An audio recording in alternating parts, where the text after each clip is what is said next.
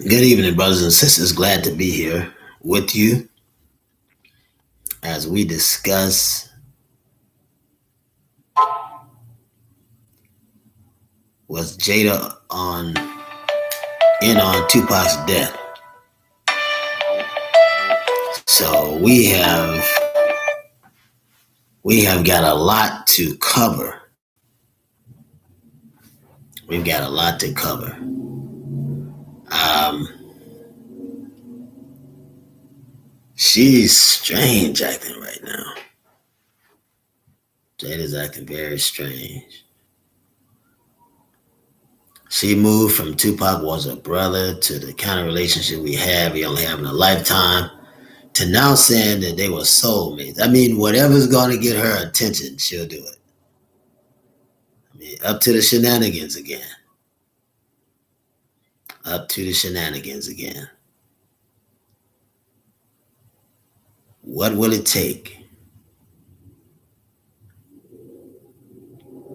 I mean, how disrespectful to her husband. And it's bad when you can't see that. That's bad. When you can't see it. Or how bad it makes you look as a woman to say that and be all over the place. I mean, her personal life is literally all over the place. She's seeking attention in all the wrong ways. And not only that, but she's headstrong toward it, because nobody can calm her down. Nobody can slow her down. They should. Somebody should slow her down. Talk to her, pull her aside, or tell her something. Tell Jada something. Her mother or someone needs to pull her aside and say, listen, you need to calm down. Take a time out. Go sit in the corner. Whatever would get her attention. The people that truly love her and say they love her should be talking to her right now to help her understand why this isn't good. What she's doing to her children. They should be talking to her right now. I mean, maybe this thing with Tupac is rising again is really, really affecting her. Because it has been an upgrade. There has been an upgrade in the way that she's been acting. There has been an upgrade. I don't know. But I'm bold enough to discuss it. Someone needs to talk with that sister and really give her some help. The behavior is what I'm saying. You know, I read some things and this sort of, shocked me. I'm going to go over it with you. When you talk about the 1995 interview of Tupac Shakur. I think it's 1995. And Vibe magazine said that it was, who was it that helped him, visit him while he was in prison? It was Jasmine Guy, Jada Pinkett, Tretch, Mickey Rourke. They came to prison to see Tupac. And Tupac mentioned Madonna came to see him. And then Madonna said, later revealed that, or said, because we don't know if it's true or not, that they had dated in 1994, her and Tupac. I don't know about that. He's not here, so I don't know. A lot of people trying to ride on this Tupac bandwagon like they were with him. And I'm just curious, when devils and demons try to attach themselves to you and nobody's around to say different, they're trying to create a narrative. Seemed like to me that they're trying to, in white terms, civilize Tupac. When those of us familiar with him knew that he was a nationalist in mind, nationalist in thinking. But it seems like they're trying to civilize him. They're even trying in a documentary, I believe it's Death Row wants to kill us, or Death Row wants you dead. They're even trying to separate him from the philosophy that his mom gave him. And he and his mother was very close. So I'm like, I don't know if we could buy into that. Because they waited all of this time. So now they're trying to sort of civilize him, if you understand what I mean. Put him in chains to colonialize him, colonialize his mind. When we noted this is a young man that spoke his mind. He spoke what he had in him, it came out. He spoke it. He spoke it in rap. He spoke it in lessons to children. He spoke it in advice to youth, advice to young people. He spoke his mind. He was like Khalid Muhammad. He spoke his mind. What he felt, he was going to speak. Now, in light that he spoke his mind, he was against homosexuality. He was against division in families. He was against police beating up black people. He was against all that. These are things that he was against. Now they're turning around now and trying to civilize him. I wonder what's going on. And then a lot of people that would not be around him wouldn't dare want to be around him when he was alive. Oh, they had opportunity in photo shoots. Yeah, they had opportunity in photo shoots, but I'm saying be around him to the point of advising and giving direction because of their love for him. They're coming out now. Now they want to merge. Even the ones that wrapped around him were jealous of him. Come on, brothers and sisters. I don't know why this surprises you. I don't know why it surprises you. You have to know that there are people that are around you. Not all of them like you. You have to know it. You have to know it. If you don't know it, then I'll tell you. There are people that don't like you. They may smile in your face. All the time they want to take your place. You heard the song, Backstabbers. You heard it. You heard the song. So we gotta be, we have to be cognizant. We gotta be wise. We gotta learn. We gotta learn. We have to learn to observe the truth and accept the truth when it's in our face. We got to. All these people, they ride on this coattail now. Jada's one of them. Come on, brothers and sisters. He was a top act who, quote unquote, proposed to her. And these are her words. And she's working on a project with him and she turned the project down. Come on, brothers and sisters. I'm not saying that it couldn't have happened. All I'm saying is this sounds just a little fishy. Just a little fishy. Just a little fishy. Live, how you doing, brother? Salam alaikum. Salam alaikum. So we got to be wise. We got to think through the muck, right? Because a lot of people are running amok now. Ice Cube, he want to get in on it. Talking about Puffy. You know how many people knew that there was a hit out on this young man? Knew that he was in the devil's corner and wouldn't tell him anything? We got to get better, brothers and sisters. You and I have got to get better than this. We've got to get better. I told you before, if you don't, you're finished. We got to get better. You know, our truth have to come out now. So strong that we're not even concerned about the crowds. We're not concerned about how many people that look at what's going on, because eventually they'll see it. But we got to put it out with a purpose, because we don't know when it'll be our last time. We got to work while it's day, because the night coming when no man can work. Isn't that right? That's what scripture said. Work while it's day. What does that mean? While I can do it, while I have the opportunity to do it, I got to work while it's day. I have to point out certain landmarks so that you'll know where you are. You got a lot of brothers and sisters that are lost today. We don't know where we are. We don't know what's going on around us.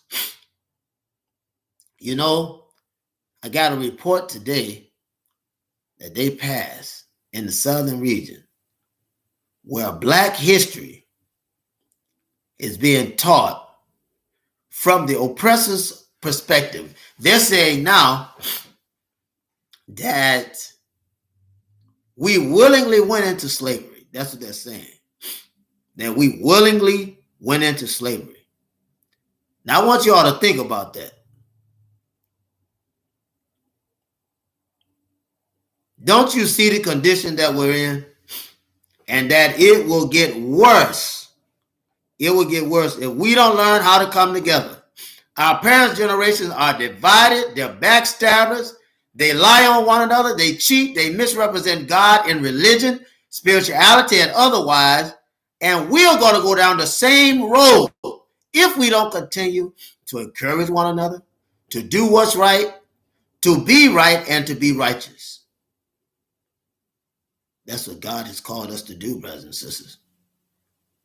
People talking about snitching in the Black community. All these people knew that this young man's life was in death. They never warned him, would protect him, wouldn't do it. Normally, when you need help, they see you by yourself. They see you by yourself.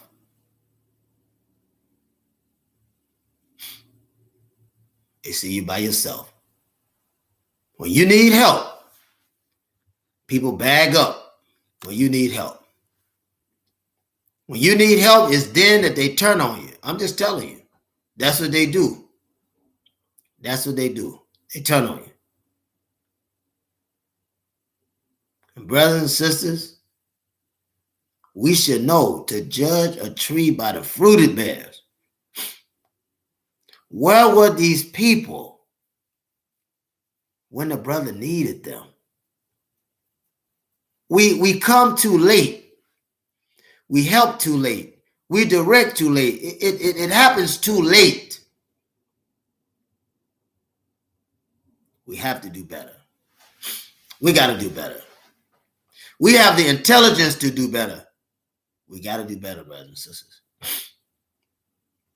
Because if we don't, they'll continue to deplete us and we'll turn around and we will be just like the red man. We will be just like the red man. You can't hardly find any of them stationary because the white man has come in and killed so many. And they were divided amongst their own nation, divided. This chief against that chief. This tribe against that tribe. South against the north. The Creek against the Sioux. I mean, it was horrible. By the time that they started to form alliances, it was too late. They found themselves being marched over to Oklahoma. That's a fact. That's a fact. So I tell you, brothers and sisters, that we have to be steadfast. We have to be immovable. We have to be always abounding in the work of Allah God that is found within us. The same work that was found in Yahashua Aliyah Asa, or the one you know as Jesus. It's the same work that's found in us. We got to get busy. We can't be concerned about how many are watching us. There are people that buy likes on YouTube because they're concerned about somebody watching them. They don't have any business focus or anything like that, just want somebody to see them. So they'll buy like. They buy like on Facebook, all that. Just want somebody to see them. We've got to get better. We have got to get better in our dealings. We've got to get better in our love for one another. This Jada Pinkett thing should open up our eyes. This Jada Pinkett thing should open up our eyes. It's got to open up our eyes. It's got to open up our eyes. We got to get wiser, brothers and sisters. We've got to get wiser. We look, according to Jada, her and Tupac became friends while attending the Baltimore School for the Arts. Shakir helped Pickett land her first role in Menace to Society. I don't think a lot of people know that. Now, that was in 1993. In turn, Pickett said that she secured a guest starring role on A Different World. This is what she says. Okay, we know he was on A Different World. Okay, but she said she was responsible for that. That also happened in 1993. She was in the music video because I know that what he did for her helped her be a star. He recognized her and it helped her in her acting career. She appeared in the music video, Keep Your Head Up, you know about that. And the other one was Temptations. So when he was locked up, they raised $100,000 for him, I believe. Of course, Jada says she gave $100,000, but actually, all of them together raised that amount of money, and I believe that she took it to him. I'm just being honest with you. Remember when he was incarcerated? Remember when Dr. Khalid Muhammad was making his rounds? I'll put it that way. Making his rounds to see it. So, because they had arrested Tupac on this phony, same way they're doing today, same way they did Mike Tyson, this phony rape thing. Said he did, and they found out that he didn't. But they was trying to destroy him on a lie. There's a lot of women out lying on brothers or manipulating brothers to put him in a situation or disrespecting him to make him act a certain way. You know how it goes. I'm just being real.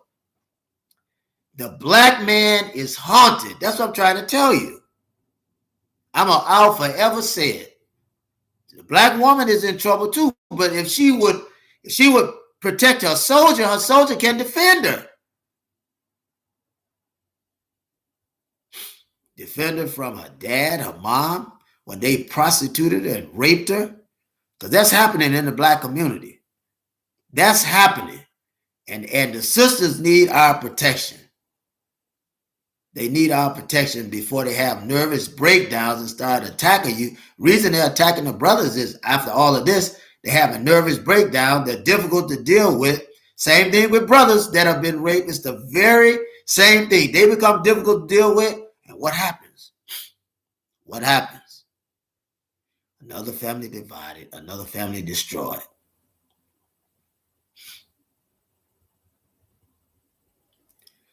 So, according to Jada, she had said that she turned down Tupac's marriage proposal. Now, this here is sketchy because, and I'm just being real with you.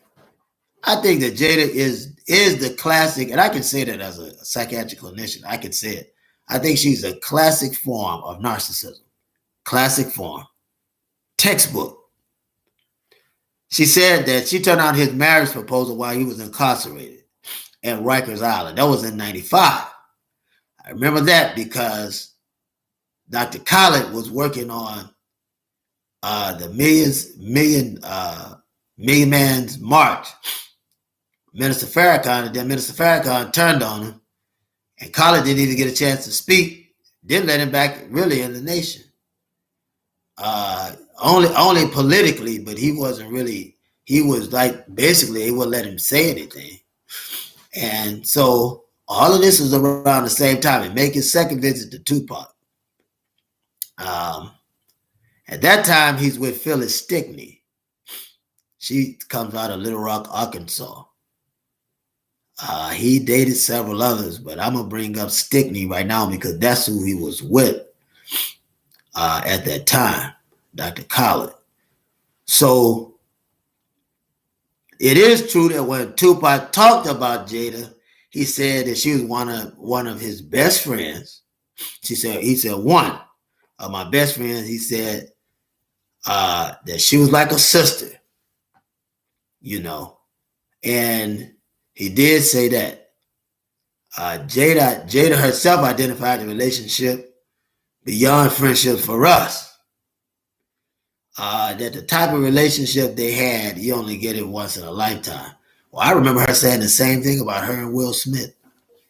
I'm just saying. It seems like everything that Jada says is a repeat. Salam alaikum, Black Knight. I hear you, brother. Definitely gonna get that information from you. Definitely. Everything is a repeat. Seems like everything is a repeat. And it's at the top level, but it trickles down to us. It trickles down to us. And out of foolishness, many people are guided by this type of drama and they want to live those lives. Same way, and that's a sickness. That's behavioral sickness. Same way they do with rappers, same way they do with actors and things of that nature. We've got to find another way. We've got to find another way. Got to find another way.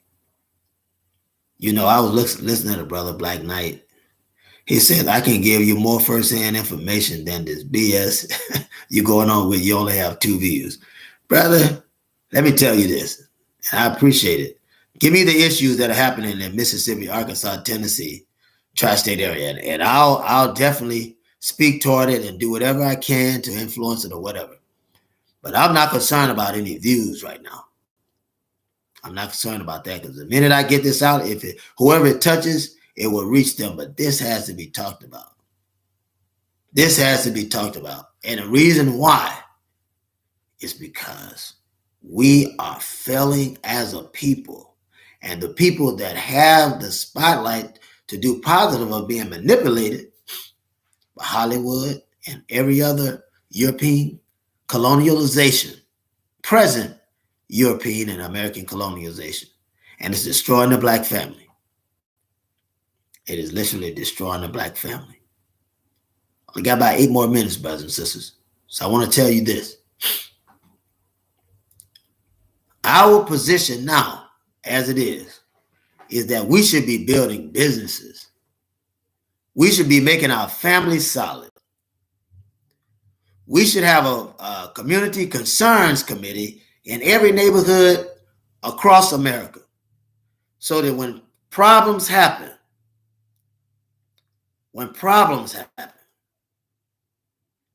we'll be ready to handle those problems amid families. Start with our youth. And we should be ready to handle those problems. Brother Black Knight, appreciate you, brother. There's my email.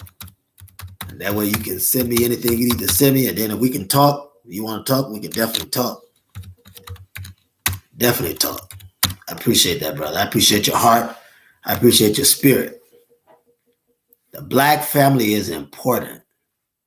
It's very, very important. Certainly important to you, me, and everyone else. And we've got to organize it as such.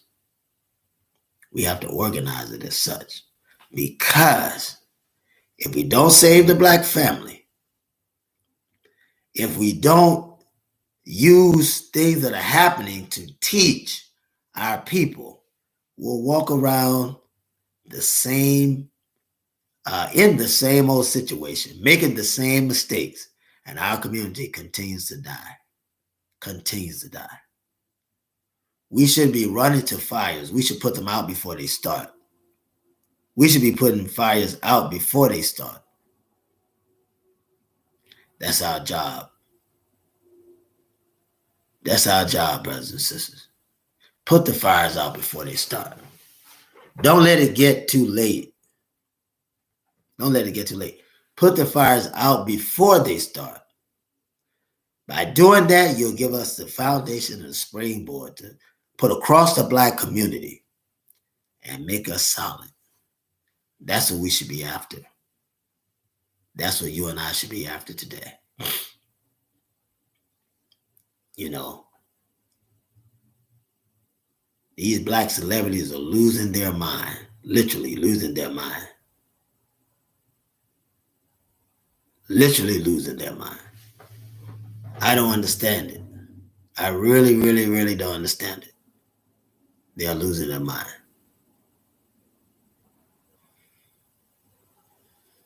Losing their mind. Their children are at risk. It's amazing. Children are literally at risk.